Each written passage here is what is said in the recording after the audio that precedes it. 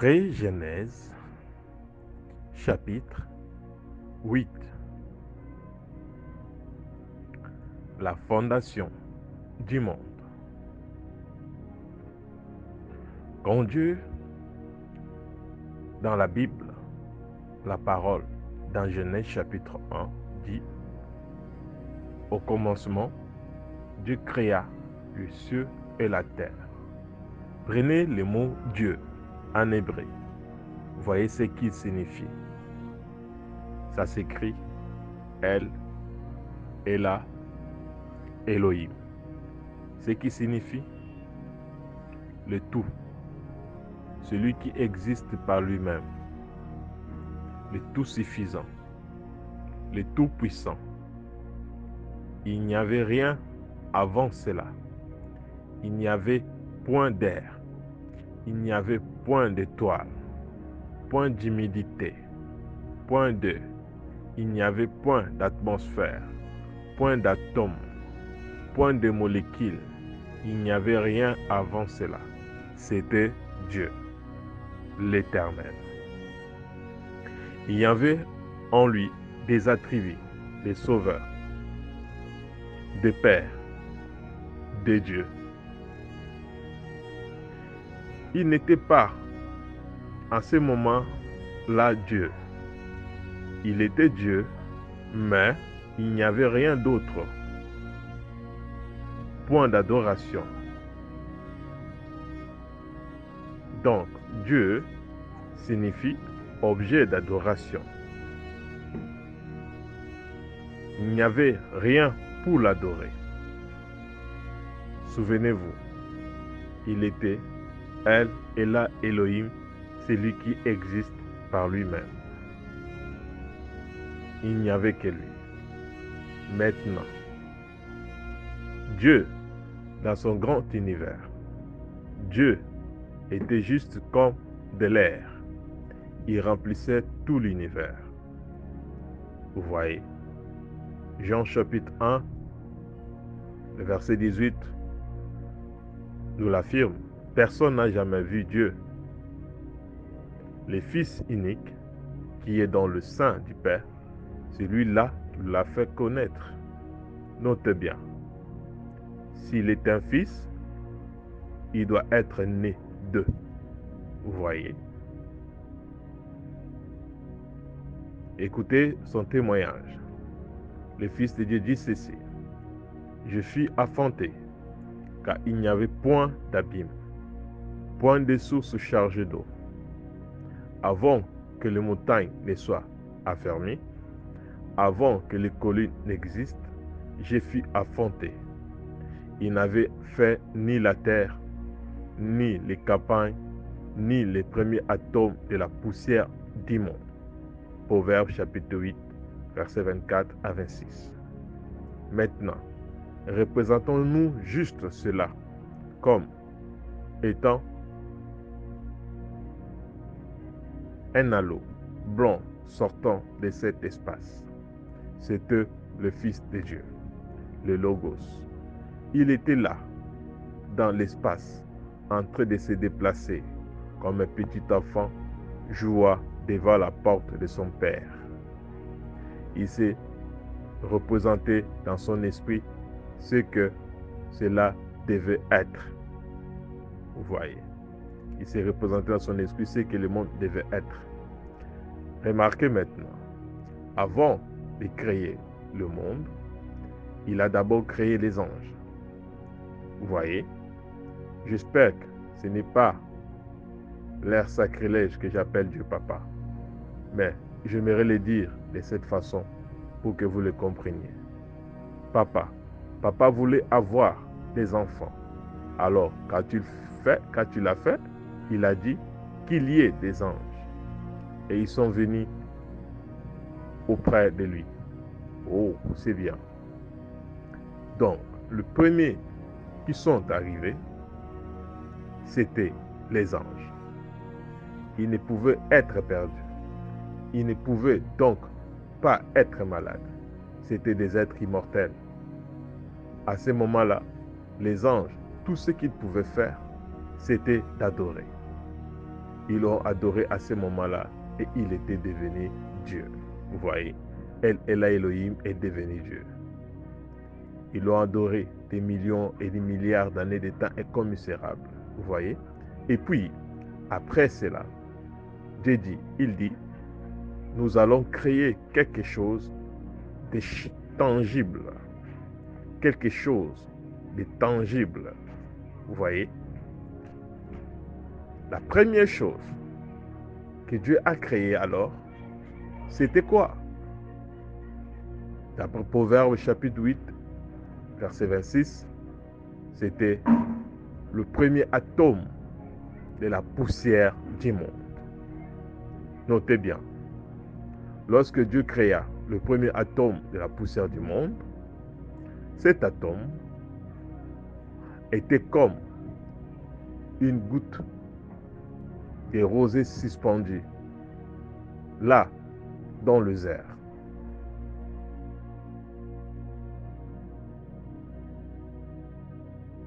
Chapitre 11, verset 3 nous dit ceci. C'est par la foi que nous reconnaissons que le monde a été formé par la parole de Dieu, en sorte que ce qu'on voit n'a pas été fait des choses visibles. C'est par la foi que le monde a été créé. C'est par la foi que ces choses ont été formées et amenées à l'existence. Dieu a simplement vu cette goutte de rosée suspendue là dans le désert. Peu importe comment vous appelez cela. Nous pouvons appeler cela atome et ainsi de suite. Vous voyez, Dieu le créa en premier. Et plus tard, Dieu observa cela et il a tout simplement parlé et il a dit que la lumière soit.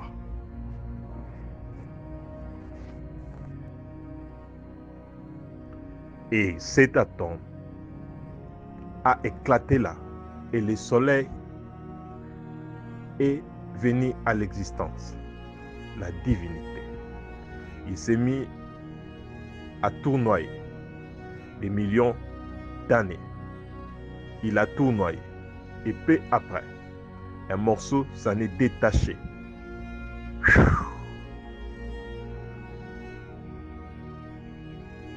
Il s'est tenu là et a observé cela. Et cela est allé tout en bas. Et il a arrêté ici, après qu'il fut tombé quelques millions d'années.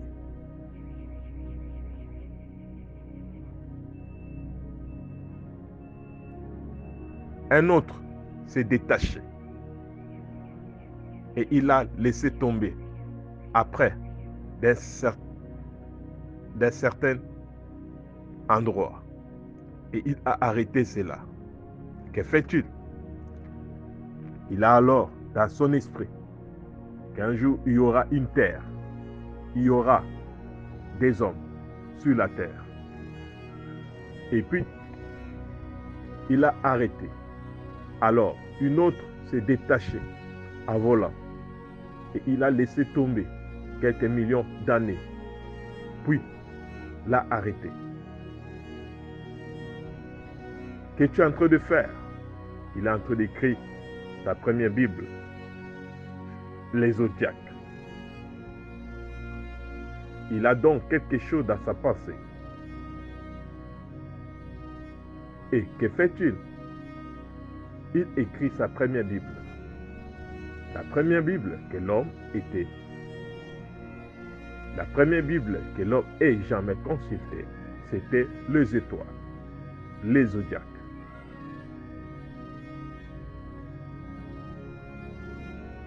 Le premier signe du zodiaque est la Vierge. Est-ce juste? Quel est le dernier signe du zodiaque? Le lion, Léo. Cela représente sa première venue. Et sa première venue, Jésus vint par une vierge. Et la seconde fois, le lion, il vient comme le lion de la tribu de Juda. Voyez-vous? Il a écrit tout cela dans le ciel. l'âge du cancer, et ainsi de suite. Il a donc placé tout cela dans le ciel et a déployé cela, tous ces météores et ces morceaux de terre ou des soleils suspendus là. Alors, quand la science cherche ces projectiles qui tombent, cela ne refute pas Dieu. Pour moi, cela fait que le prouver. Voyez-vous, cela rend simplement la chose plus évidente. Maintenant, remarquez. Donc, tous ces projectiles qui se détachent de ces soleils brillants et qui sont allés là dans l'espace, bien sûr, ils se sont regroupés. Et la première chose que vous savez, cela a commencé à devenir un iceberg. Bon, suivez attentivement ceci maintenant. Que c'est beau. Bon, il fuit le soleil. Alors, la première chose que vous savez, un gros morceau de scorie pesant à peu près gros comme cette terre, ça n'est détaché, faisant. Bon alors, ce Logos, le Fils de Dieu, l'observe et il les laisse tomber pendant une centaine de millions d'années, puis il arrête. Puis un autre morceau se détache et il les laisse voler, tomber pendant des centaines de millions d'années. Puis il arrête. Et nous sommes là maintenant en train de voir cela venir à l'existence. Vous voyez? C'était. Puis maintenant, il a dit, nous étions là par moyen de nos représentations.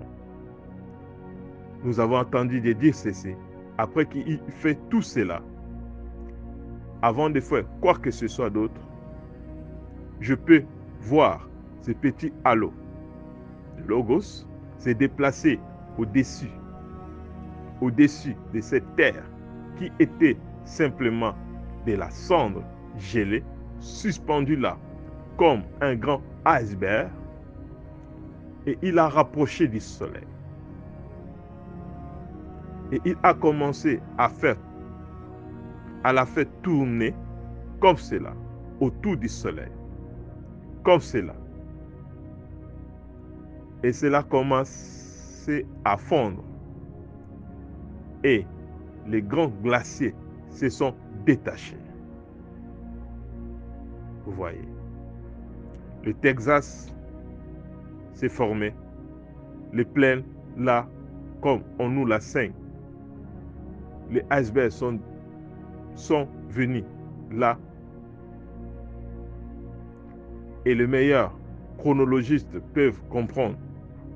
Alors, toute la terre, après que cela s'est précipité dans le golfe du Mexique, ainsi de suite, a commencé à se couvrir d'eau. Et la terre était informe et vide. Maintenant, nous sommes dans Genèse chapitre 1. Au commencement, Dieu créa le ciel et la terre. Vous voyez? Ésaïe chapitre 44, verset 24. Ainsi parle l'Éternel, ton Rédempteur, celui qui t'a formé dès ta naissance. Moi, l'Éternel, j'ai fait toutes choses. Seul, j'ai déployé les cieux. Seul, j'ai étendu la terre.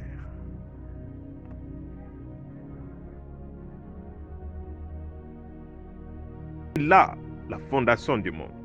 C'était de cette manière que Dieu commença à fonder le monde. C'est pourquoi Dieu dit ceci dans Job, chapitre 38, à partir du verset 4. Où étais-tu quand je fondais la terre? Dis-le, si tu as de l'intelligence. Qui en a fixé les dimensions? Le sais-tu? Ou qui en a étendu sur elle le cordeau? Sur quoi ces bases sont-elles appuyées? Ou qui en a posé la pierre angulaire? alors que les étoiles du matin éclataient des chants d'allégresse et que les fils de Dieu poussaient des cris de joie. Voyez, parlons un peu des étoiles du matin. Dieu dit à Abraham,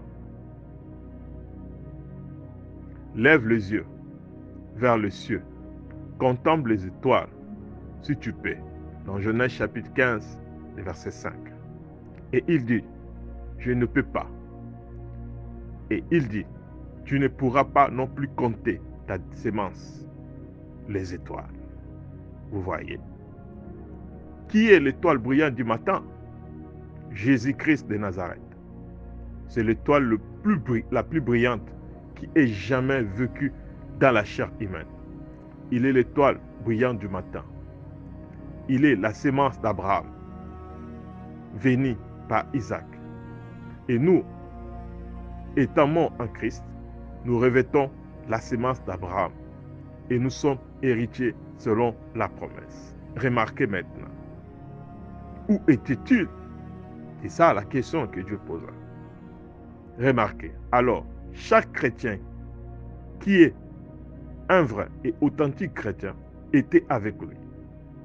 Vous voyez, alors que les étoiles du matin éclataient en chants d'allégresse et que les fils de Dieu poussaient des cris de joie, avant la fondation du monde, nous étions identifiés dans le domaine immortel avec Dieu 10 millions d'années avant que le monde ne soit formé. J'étais là avec lui.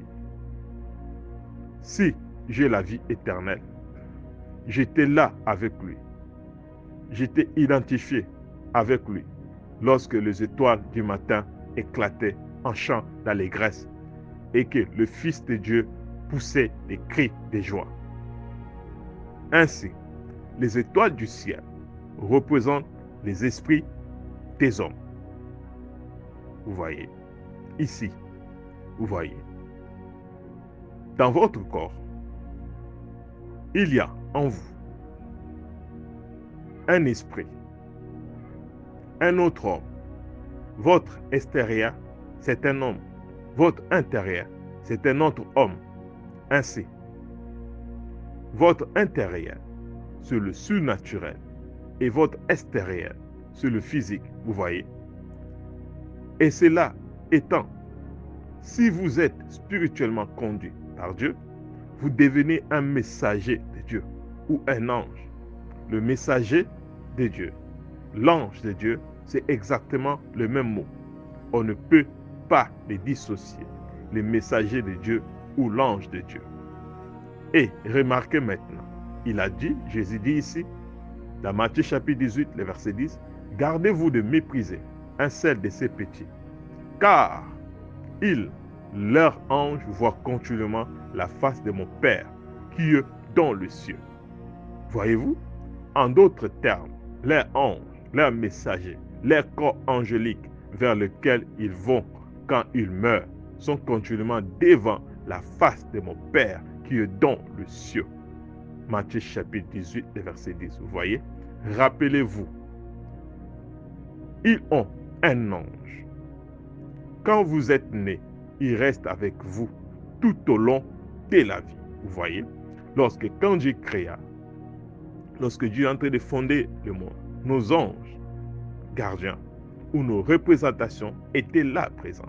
Nos corps théophaniques étaient là présents. Observez comment Dieu est en train de créer et de fonder le monde. Vous voyez?